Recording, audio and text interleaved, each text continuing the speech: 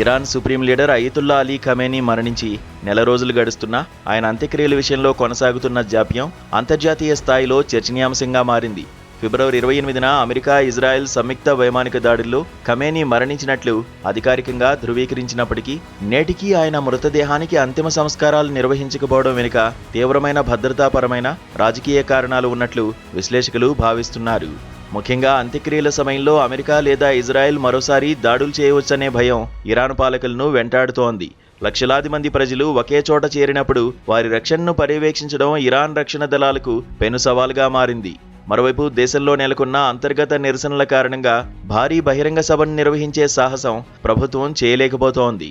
ఈ జాప్యం ఇరాన్ పాలనా యంత్రాంగం బలహీనతను, క్షేత్రస్థాయిలో ఉన్న రాజకీయ అనిశ్చితిని స్పష్టం చేస్తోంది. అంత్యక్రియలు జరగకపోవడానికి ప్రధాన కారణం వారసత్వ పోరు, భద్రతా లోపాలని నిపుణులు విశ్లేషిస్తున్నారు.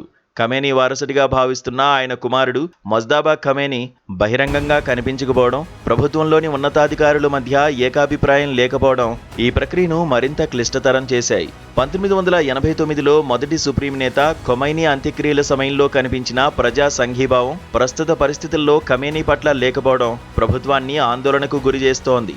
అంత్యక్రియల వేదికపై దాడి జరిగితే అది దేశ ప్రతిష్టకు తీరని దెబ్బగా భావిస్తున్న ఇరాన్ అత్యంత రహస్యంగా లేదా సురక్షిత ప్రాంతంలో ఈ కార్యక్రమాన్ని నిర్వహించాలని యోచిస్తోంది.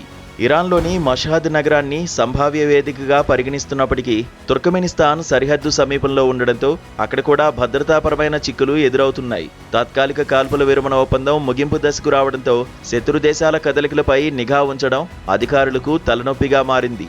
చివరికి ఈ అనిశ్చితి ఇరాన్ భవిష్యత్తుపై తీవ్ర ప్రభావం చూపే అవకాశం ఉంది.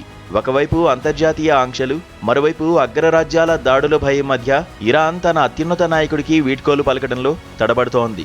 గతంలో ఇరాన్ ప్రదర్శించిన సైనిక దూకుడు ఇప్పుడు తన నాయకుడి అంత్యక్రియల విషయంలో రక్షణ కోరుకునే స్థాయికి పడిపోవడం గమనార్హం. యుద్ధ వాతావరణం నెలకొన్న నేపథ్యంలో సామాన్య ప్రజల ప్రాణ నష్టం జరగకుండా అంతిమయాత్రను నిర్వహించడం అసాధ్యమని ప్రభుత్వం భావిస్తోంది. ఇరాన్ ప్రభుత్వ వ్యతిరేక శక్తులు కూడా ఈ సమయాన్ని ఆందోళనలకు వాడుకోవచ్చని నిఘా వర్గాలు హెచ్చరిస్తున్నాయి. ఇటువంటి గడ్డు పరిస్థితుల మధ్య ఖమేనీ మృతదేహాన్ని ఎప్పుడు ఎక్కడ ఖననం చేస్తారనేది ఇప్పటికీ రహస్యంగానే ఉంచారు.